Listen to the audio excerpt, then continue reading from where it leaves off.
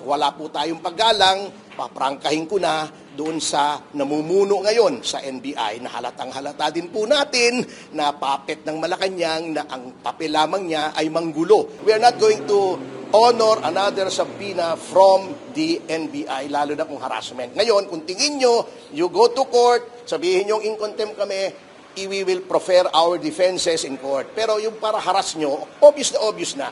Huwag na man sanang gamitin ang NBI para guluhin ang mga lumalaban lamang para sa katotohanan. Never po nangyari ito. Never. Na even under the what used to be the worst administration, yung panahon ni Noynoy Aquino, hindi po ginawa to sa oposisyon. Nasa oposisyon po ako noon eh. NBI is no longer a fair and free forum para sa katarungan. Nakakalungkot nga po na ito po ay sinisira ng isang tao lamang. Sinabi ko, we do not believe in the director because of recent events proving na siya ay hindi tunay na public servant who is true to his oath of serving the people and defending the laws and the Constitution of the Philippines. Ngunit siya ay narito upang gamitin ng NBI na isang sandata laban sa mga kalaban ng kasalukuyang administrasyon. So wala po tayong mapapala dito. Kamoting kahoy na may ulalok ang liderato, kaya kamote rin ang mangyayari sa amin dito. Ang akin lang mensahe kay Director Matibag, boss, tagal mo na naman sa mundo, although mas matanda ako sa iyo, alam mo naman na ang mundo ay bilog, huwag naman ganon. Hinay-hinay lang, petics lang, boss, kasi hindi habang panahon ikaw ay nasa poder. Hindi na pumunta si Congressman Defensor sapagkat halatang halata naman po na itong patuloy na pagsampina sa kanya ay bahagi lamang ng pattern of harassment. Kung mababasa niyo po yung sampina ngayon na pinadala ko sa inyo, kita niyo naman po cut and paste ito eh. Ito rin yung sampina na pinadala noong ilang buwan ang nakakaraan at pumunta po siya rito, ngunit sinabi naman sa kanya, hindi naman po kayo iniimbestigahan. So bakit pa siya sinasampina? Sinampina na po siya, pumunta na siya rito, yung 18 Marines pumunta na rito, in-interview na nila 2 beses, pumunta na sa Senado, nagsalita na dun sa Blue Ribbon Committee. So ano pa bang problema? Number 2, ang deputization po ng Ombudsman sa NBI upang tingnan daw ang kredibilidad ng 18 Marines ay wala po sa lugar. Yan po ay labag sa konstitusyon. Sapagkat ang Ombudsman po dapat ay independent. Ngayon, pwede pong hingin ng tulong ng Ombudsman ayon sa Ombudsman Law ang lahat ng kawani ng pamahalaan. Ngunit yan po ay upang humingi lamang ng mga records, ng mga dokumento, ng mga ebidensya. Ang pagdetermine ng kredibilidad ng kahit sinong witness for the purpose of filing a case cannot be delegated sapagkat pag dinelegate mo sa NBI, ang finding of credibility ay masisira yung independence ng Ombudsman. So dapat po, kung gusto nilang malaman ng kredibilidad, mag-imbestiga ang Ombudsman. Bakit naguhugas kamay ang Ombudsman sa pag-imbestiga doon sa 18 Marines at doon sa mga taong tinuturo ng 18 Marines? Dahil ba sangkot si Martin Romualdez? Dahil ba sangkot ang Pangulo? So halatang halata po kayo Ginoong Boying Remulla, na naguhugas kamay kayo na wala naman sa lugar at hindi batay sa konstitusyon. Sir, tinawag ninyo na harassment yung pasabina ng NBI. May pinag-aaralan kayo na legal remedies kung meron man laban kanina? At pinag-aaralan po namin, we will keep our cards close to our chest. But sa ngayon pong araw na ito, again, out of respect to the institution, may langaw pagdala yata ni Martin Romualdez yan.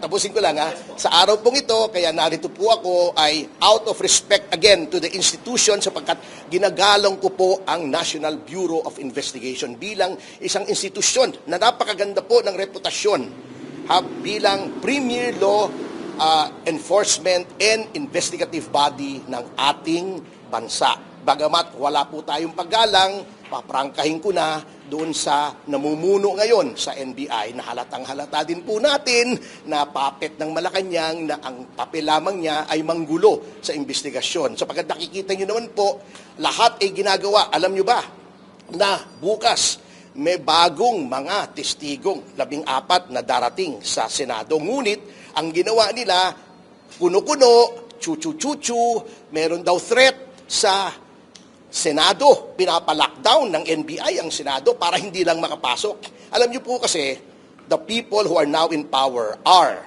fighting for their lives. Kasi alam nila ang mangyayari baka lumabas itong flood control scandal kung sinong mastermind. Pero hindi po kami matitinag sapagkat we are not fighting for ourselves. We are fighting for the future of the Filipino people and our country. Mas malakas na motibasyon po yan kesa sa pangsariling interes. Yung 14 na yun, Marines din o? Marines din, oo. Mga kasamahan din nila na nagdala rin ng maleta. So, marami na po yan. Hindi ko nga maintindihan kung anong problema nila sa Marines eh. Sinabi na ni Gutesa na nag-deliver siya. Lumabas si Saldico. Ilang beses siyang nagpahayag na talagang may mga inutusan siyang magdala ng maleta. Then may lumabas na 18 na Marines na nagsasabing nagdadala sila ng maleta complete with videos, pictures. Bakit ayaw nilang paniwalaan? Pero si Madriaga, pinapaniwalaan nila. Walang video, walang picture, nag-iisa. So, alam na alam po natin ang ginagawa, tinatago po nila. Everything that is happening now, including yung power struggle sa Senate, is all about concealing the truth tungkol dito sa flood control scandal. Attorney, hindi daw kayo credible. Kasi bakit daw si Lauren inalis sa listahan na dinawit din nila na may nakakatanggap ng kickback. Pero bakit tinanggal ng mga 18 ex-Marines po na... Ay hindi po akong abogado ng ex-Marines, ano?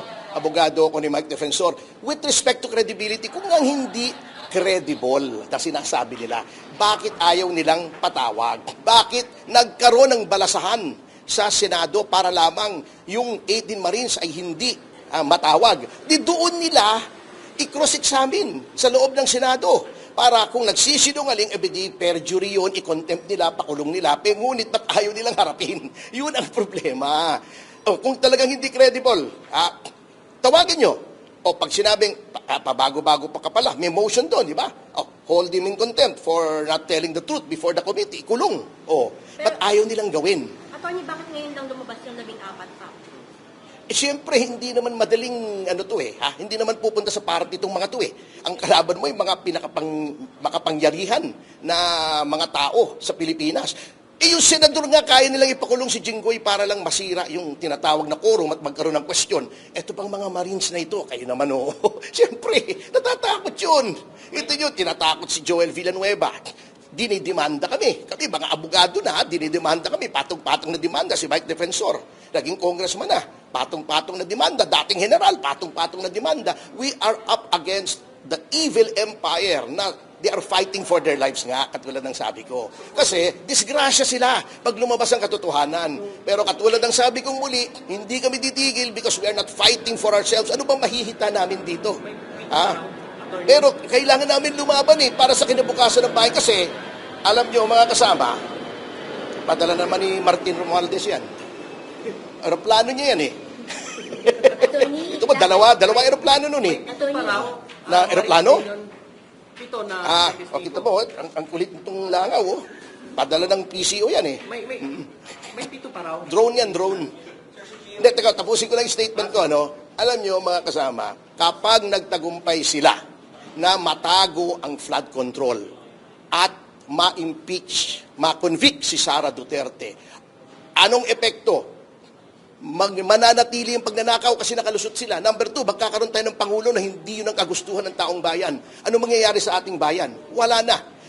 In 1 or 2 more generations para na tayong Bangladesh, para na tayong Somalia, baka failed state na tayo, baka narco state na tayo kasi lahat ng mga iniimbestigahan noon for drugs, ayan na naman, nasa poder na naman, si Mabilog, Can you imagine? So, yan po ang pinaglalaban natin. Ano ba mapapala namin dito?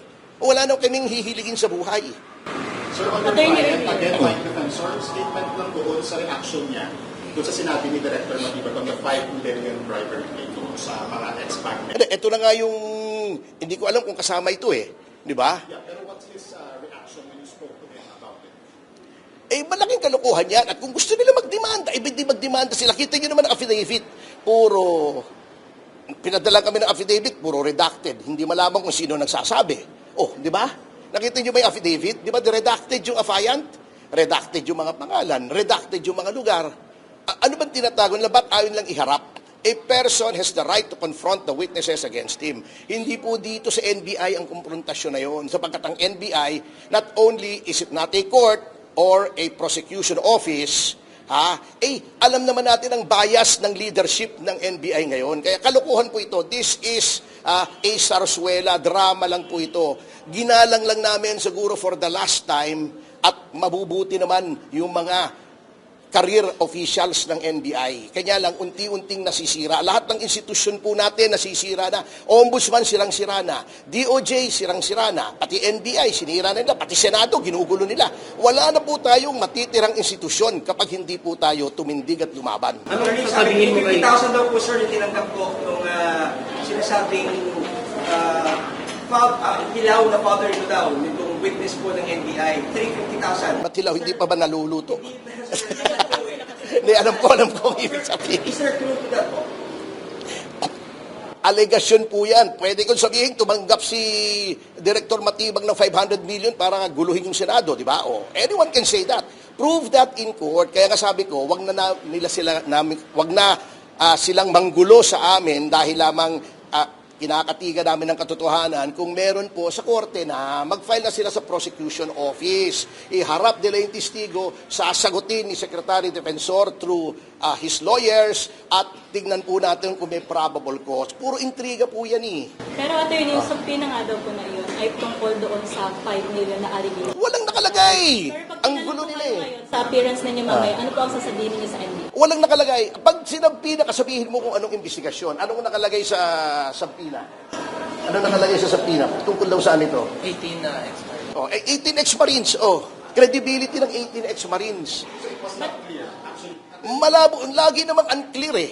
Wala namang klaro dito sa administrasyon na to. Lahat to malabo. Malabo pa sa burak ito eh. So what are you expecting later pagdating yung tungkol sa office? Tatanong ko lang, ano ba ito? May problema, ano pa kayo? Is there an investigation for a possible criminal offense against my client? Kung meron, alis na ako, mag-file na lang kayo. We are not going to honor another subpoena from the NBI, lalo na kung harassment. Ngayon, kung tingin nyo, you go to court, sabihin nyo in contempt kami, we will prefer our defenses in court. Pero yung para harass nyo, obvious na. Huwag na man sanang gamitin ang NBI para guluhin ang mga lumalaban lamang para sa katotohanan. Never po nangyari ito. Never. Na even under the what used to be the worst administration, yung panahon ni Noynoy Aquino, hindi po ginawa to sa oposisyon. Nasa oposisyon po ako noon eh. Lagi ako nasa oposisyon. Hindi lamang ako nasa oposisyon noong panahon ni Pangulong Duterte. But I've always been with the opposition. Pero never kaming ginulo ng ganito, never kaming hinaras ng ganito. Sabi mo kanina wala ka ng respeto kay Matibag. Anong sabihin mo mamaya pag nagkita kayo? Ha? Anong sabihin mo sa kanya pag nagkita kayo? Sabihin ko sa kanya, wala akong respeto sa'yo. Hindi naman crimen yun eh. I will not talk behind his back. Pag nakikita ko, sabi ko, sir, pumunta ako rito out of respect for the NBI, not because of you, because I do not respect you. Tapos. Attorney, nabanggit ko kanina. Ano ngayon? Anong gagawin niya sa akin? Babarilin niya ako sa mukha. Kalokohan naman yun. He's a public official. Walang turf dito. Kami nagbabayad sa salary niya. Sure. Walang turf dito. Hindi naman tayo sa medieval times eh. Ha? Unless, yun ang mentalidad niya. May bahala siya sa buhay niya. Sir, nag-extend po ng invitation yung Tulfo BRC kay kung may accept niyo po yung invitation to appear sa meeting, hindi po hearing, meeting. Ay, hindi ko po masasagot yan as of now. I have no instructions from my client. Sorry po. Kanina ng 14 additional ex-Marines na lalantad pa. Nabanggit na rin po kasi nung kamakailan ni NBI Director Matibag na meron pa nga daw talagang additional Marines na bribe pa daw para Yun nga ang problema natin. Hindi mo pa naririnig, binribe na. What respect can they expect from ordinary people kung hindi pa nagsasalita ay binribe na? O ngayon, bukas, pupunta dapat. May security threat daw, lalakdown nila ang Senado. Nakikita nyo naman one has to be really blind or stupid not to see these machinations. Bihira naman, Kitang-kita naman saying na hindi sila sinuhulan.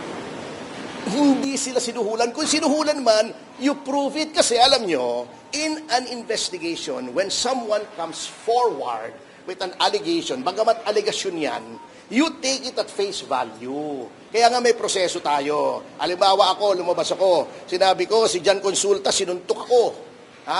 Siyempre, ibablatter ko yon, imbestigahan yan. O Jan, sinuntok mo ba ito? Saka magpaliwanag si Jan. Ito, hindi pa. Pumunta pa lang ako sa polis, uy, sinuntok ako ni Jan Consulta. Baka naman hindi ka sinuntok, baka nagkamali lang, di ba? O baka nadulas lang, tamaan yung mukha mo. Yun ang nangyayari. Para tayong mga luko-luko na rito eh. Saan nakaharap na investigasyon?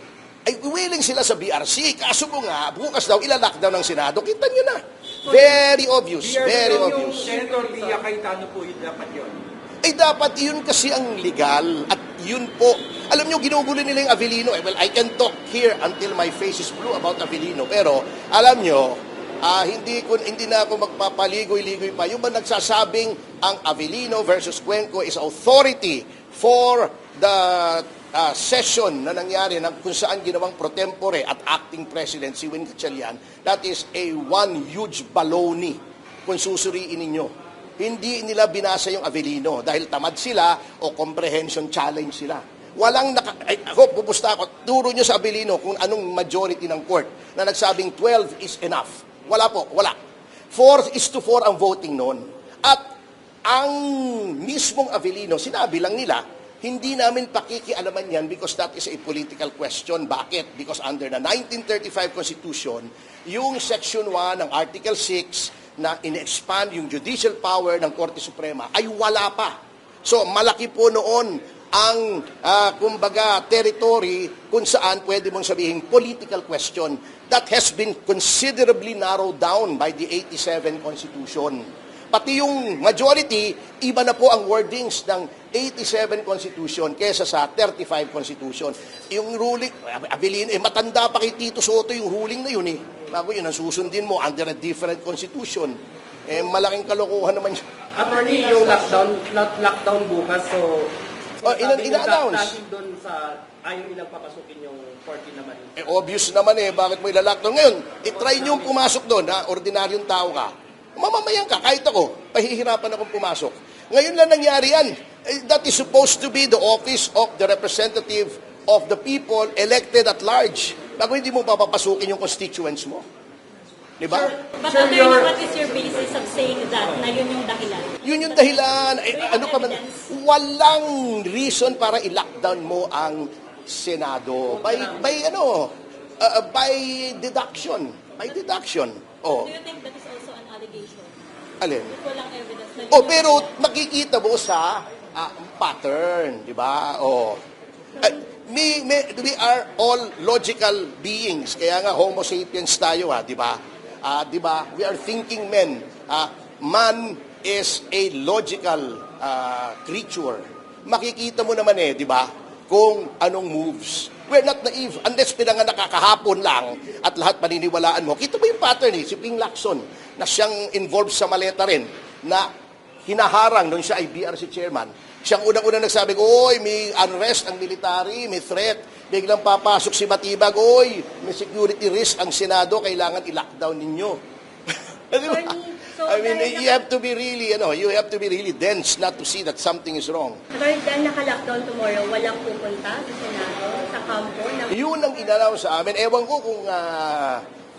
kung ipapatupad nila ngayon now that the cat is out of the bag. I'm not talking about Kiko Barsaga. So, papaano yun, attorney? Despite that possible lockdown, ready pa rin yung 40 na pumunta bukas. Ready sila, kaya nga nag-lockdown Sir, hindi na... Sorry, sir. Last question pa rin. Okay lang. I'm sorry. Where is... Hindi ko alam Kahapon kami last nagkita for breakfast when I was given instructions. Anong instruction niya sa'yo? Lawyer-client na yun. Sir, so hindi Okay. na kayo na-surprise doon sa sinabi na rin nila, banggit niyo, Senator Lacson, yung raw and sketchy information na meron na rin pong naliligalig sa hanay po ng army. Working in tandem yan si Lacson I have known him for a long time. May propensity to lie yan And I know why. First-hand knowledge ko yan. Pero this is not the time nor the place to discuss that. Thank you, sir. Thank you po. Attorney, Ano po nangyari, kamusta? sir, dito sa inyo pong pagharap sa NBI? Ano po nangyari? Yes, maganda naman yung usapan namin ni Investigator Joshua Raimundo na estudyante ko pala nung nagtuturo ako sa PLM ng law.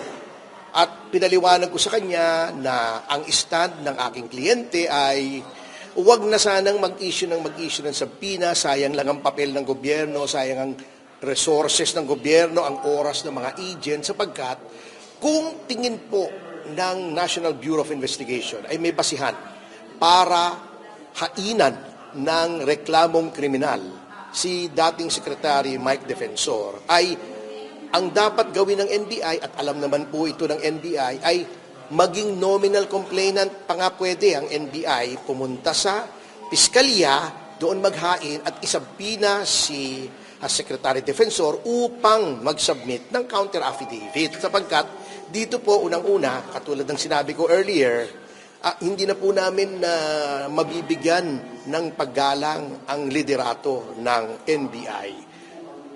Dito prejudge na eh. There is no level playing field here. Lutong Macau po dito eh. Doon na lang po kami sa piskalya where baka parehas pa rin lang, bagamat kontrolado din nila ang DOJ, at least may proseso po roon, may reklamo, alam nyo kung sino nagreklamo sa inyo, kailangang ilatag lahat ng ebidensya laban sa inyo kung meron man, at may pagkakataong sagutin at saka magdedetermine ng probable cause kung ipa-file ang case, kung may reasonable probability of conviction. So, doon na lang po tayo sa tamang proseso. So sabi ko, baka pwede naman, huwag nang mag-issue ng subpoena kasi walang ma-achieve. Ganun pa rin po ng ganun ang aming stand. We will not give a statement here, hindi dahil sa may tinatago kami, ngunit we believe that the NBI is no longer a fair and free forum para sa katarungan. Ma'am, sir, yung pag-ano po ng subpoena, di ba part of the process po yun? Baka to avoid technicalities na hindi po kayo na-inform. Hindi po. Bagamat sa NBI Act ay mayroong power ang direktor at yung sa bagong batas ay binigyan pa nga hanggang regional directors ng poder para mag-issue ng subpoena. Ayun po ay subject sa mga depensa rin. At hindi po yun kasama sa criminal investigation with respect to the filing of a case in court. It always starts with the prosecution office. Ang NBI, kung gusto nila, silang maging complainant o i-assist nila yung complainant. Pero, prerogative po namin na huwag magsalita rito kung criminal investigation to kasi may mga karapatan po kami. Doon po kami magsasalita. Lahat po sasabihin namin doon sa prosecution para patunayang wala kaming itinatago. Pero useless po, inuulit ko, na magsalita sa NBI sapagkat sarado na po ang isip ng direktor nito. Wala po kaming mapapala dito. Nakita nyo naman ang forma ng direktor dito. Di pa nagsasalita. Sinuhula na. Hindi pa na umaapir sa Senado. Wala ng kredibilidad. Anong klaseng fairness ang makukuha dito? Wala. Attorney, can you further discuss ano ba yung nangyari kanina? Ba't parang ang bilis po ng appearance na nito? Hindi, nauunawaan naman po ni Agent Raimundo sapagkat professional po siya kasi ang NBI naman po is populated by professional men and women kaya mataas po ang reputasyon ng NBI. Nakakalungkot nga po na ito po ay sinisira ng isang tao lamang. Sinabi ko, we do not believe in the director because of recent events proving na siya ay hindi tunay na public servant who is true to his oath of serving the people and defending the laws and the Constitution of the Philippines. Ngunit siya ay narito upang gamitin ng NBI na isang sandata laban sa mga kalaban ng kasalukuyang administrasyon. So wala po tayong mapapala dito. Kamoting kahoy na may ulalok ang liderato, kaya kamote rin ang mangyayari sa amin dito. Sir, dito sa usapin naman po ng dapat po pagka-file po niyo ng case, laban po dito po sa block po ni na Senator Win Gatchalian. Ito po ba, sir, ay matutuloy? Ano po ang plano niyo pong gawin? Ito pong darating na mga araw, ngayon ay Wednesday pa lang naman, ano? Itong mga darating na mga araw ay pina-fine-tune pa rin namin kung may complaint po kami. Tinitingnan po din po natin ang further developments kung magkakaroon ng pagkaibang configuration etong numbers na dynamics ng numbers sa Senado At siyempre po, hindi naman pwedeng basta i-file kasi Korte Suprema po yan. Kailangan pulido po yung pagkagawa ng ating petisyon. So, kumbaga sa kanya, abangan ang susunod na kabanata na nagpaparusa sa government abuse of governmental powers. Pag-aaralan po natin yan at tignan po natin. Kung titigil na rito, we will let bygones be bygones. Ang akin lang mensahe kay Director Matibag, boss, tagal mo na naman sa mundo, although mas matanda ako sa iyo, alam mo naman na ang mundo ay bilog, huwag naman ganon. Hinay-hinay lang, petics lang, boss, kasi hindi habang panahon ikaw ay nasa poder. Sa tingin niyo, sir, sino yung source ni Director Matibag doon sa 5 million na bribe? Sa tingin niyo lang po? Hindi ko alam sinasabi nila, yun lang sinasabing ni Jan na yung biyanang hilaw. Yun namang nakita namin, redacted naman. Ayaw naman niya sabihin. Doon na niya sabihin. Pakita niya yung affidavits ng mga sinabing sinusuhulan daw sila, sasagutin namin. Doon na lang para hindi magulo. Attorney, last night, sinabi niyo po na kung magtutuloy-tuloy nga ay posibleng yung kaso. Saan niyo po ako, if ever po? Yun nga ang problema. Saan po masakali? Dapat ito, since public official siya sa ombudsman o sa DOJ, administrative, ang problema nga, sinira na nga yung ating mga institusyon. Sumbungan ng bayan yung ombudsman. Anong nilagay nila? Tuta ng pamahalaan. Obvious naman yan Ako, yung sinasabing hindi ganito, kalokohan naman yan. Yun ba? Matatalino naman tayo mga tao. Alam naman natin kung ba't nandyan si Boying Remulla sa ombudsman para wala na tayong mapagsumbungan. Kahapon lang na-dismiss yung plunder case against kay Ralph Recto. Pero sa mga kalaban ng gobyerno, katulad ni si Bong Revilla, malversation, wala namang malversation. Si Jinggoy, pinakulong nila dahil lamang kumontra sa kanila. Pumunta sa block ni Cayetano, kitang-kita naman natin ang ginagawa. Bukod po kay Director Matibag, meron ba kayong ibang pinag-aaralan posibleng kasuhan? Siya naman ang nasa head ng agency. So, by command responsibility, he should be liable for all the acts of the agency. At siya nakapirme. So, directly. Pero alam ko naman, di siya natatakot kasi kakampi nila ang ombudsman Yan ang problema sa Pilipinas ngayon, di ba? Walang kinakatakutan kapag ang mga opisyal natin begin to act with impunity because alam nilang walang liability kasi kakampi nila lahat ng sumbungan. That is when chaos, that is when the breakdown of our government starts. Thank you, Attorney.